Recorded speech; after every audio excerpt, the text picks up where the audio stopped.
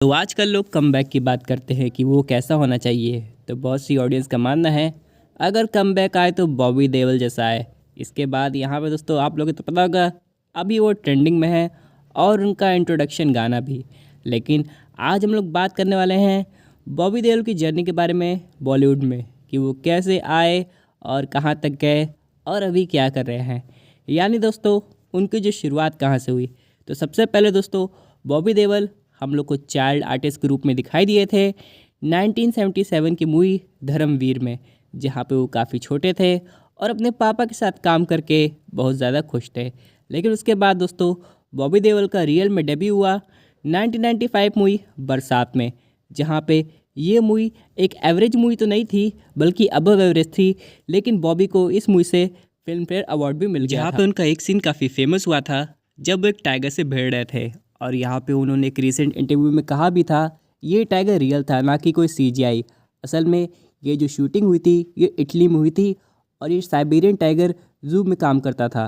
अब यहाँ पे शूटिंग टाइम इस साइबेरियन टाइगर के जो नेल है वो किसी तरह ट्रिम कर दिए गए थे और लॉर्ड बॉबी के गले पे एक मीट का टुकड़ा टांग दिया गया था या फिर चिपका दिया गया था, और टाइगर उनके गले पर झपट्टा मारता था, उन्हें इस टाइगर को हटाना पड़ता था और ये सीक्वेंस करने में काफ़ी मेहनत भी लगी थी। उसके बाद 1997 में आई एक साइकोलॉजिकल थ्रिलर मूवी जिसका नाम था गुप्त, और ये मूवी तो भाई बहुत हिट गई थी, जिसके चर्चे आज भी होते हैं। लेकिन पता है ये मूवी एक साल पहले आने वाली थी, लेकिन लॉर्ड बॉबी का पैर टूट गया था, जिसकी वजह से इस फिल्म की शूटिंग को कंप्लीट होने में थोड़ा टाइम लग गया और ये मूवी 1997 में आई।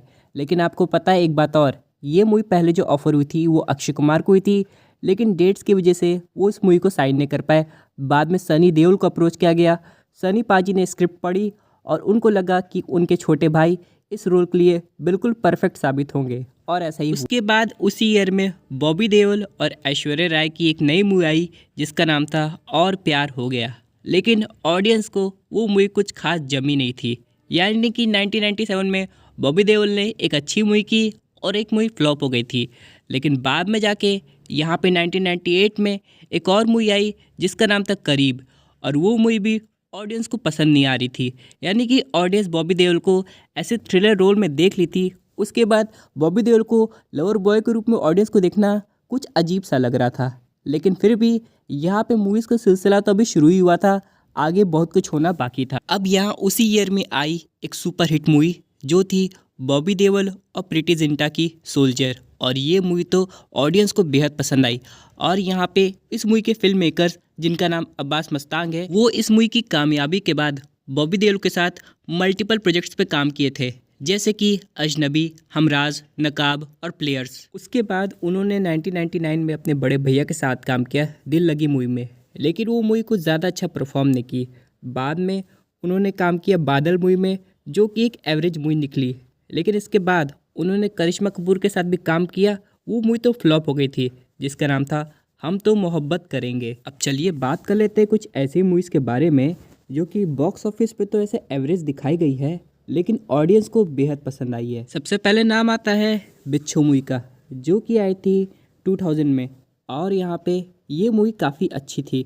लेकिन सबके बाद 2001 में आशिक की फ्लॉप होने के बाद अजनबी आई, वो भी एवरेज मूवी थी, लेकिन ऑडियंस अब भी उसे काफ़ी ज़्यादा पसंद करती है, जहाँ पे अक्षय कुमार बॉबी देओल के अगेंस्ट नेगेटिव रोल में दिखाई दिए थे। अब 2022 में 4 मूवी रिलीज़ हुई थी, जिसमें से 3 तो फ्लॉप हो गई, एक एवरेज।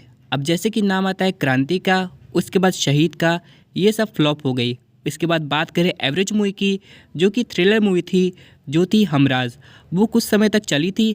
बाद में बॉबी देओल ने कॉमेडी पे भी हाथ आजमाया, जिस मूवी का नाम था चोर मचाए शोर, और ये मूवी भी एक फ्लॉप साबित हुई। उसके बाद तो जैसे फ्लॉप मूवीज़ की मैराथन चलने लगी थी, जैसे कि 2004 में 3 मूवी आई थी, तीनों फ्लॉप हो गई थी, जिसमें सबसे पहले नाम आता है किस्मत का, जो कि आई थी फरवरी में। उसके बाद मूवी आई थी बर्दाश्त, जो कि आई थी अप्रैल में। ये सब के बाद दिसंबर में भी एक मूवी आई थी जिसका नाम था अब तुम्हारे हवाले वतन साथियों, जिसमें अमिताभ बच्चन जी भी थे, वो भी फ्लॉप चली गई थी। उसके बाद 2005 में एक नई मूवी आई जुर्म, लगा कि परफॉर्म अच्छा करेगी, लेकिन नहीं, ऐसा कुछ नहीं हो पाया। उसके बाद मार्च 2005 में आई टैंगो चार्ली, वो भी फ्लॉप निकल गई। और बरसात नाम की एक और मूवी 2005 में आई थी, वो भी गई। फिर जैसे एक साल में मल्टीपल मूवीज़ आती थी, अब वैसा नहीं रहा। अब साल में एक मूवी मिल जाए बहुत बड़ी बात थी। जैसे कि यहाँ पे हमको तुमसे प्यार आई थी, वो भी निकल गई 2006 में।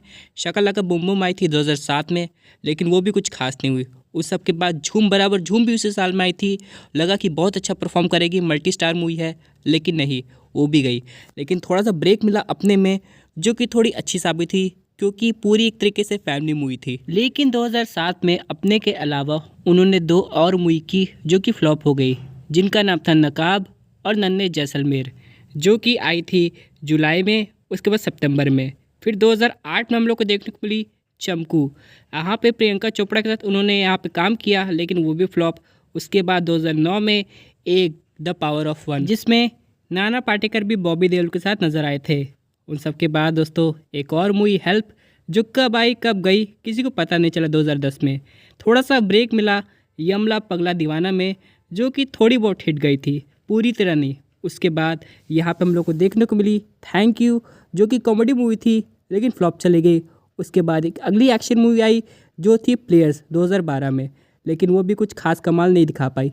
ऐसे ही यहाँ पे दोस्तों 2019 तक वो हम लोग को मूवीज़ में दिखाई दिए, जो कि थी हाउसफुल 4, वो थोड़ी हिट गई थी। लेकिन बाद में 2020 में उन्होंने थोड़ा चेंज लाया, यानी कि वो हम लोग को वेब सीरीज़ में दिखाई दिए आश्रम, और यही उनकी लाइफ का एक टर्निंग पॉइंट बन गया। हालांकि इस वेब सीरीज़ को देख के लोगों में काफ़ी डिबेट हुई थी, ये कैसा रोल है, क्या रिप्रेजेंट कर रहे हैं, लेकिन फिर भी वेब सीरीज़ को काफ़ी व्यूज़ मिले थे।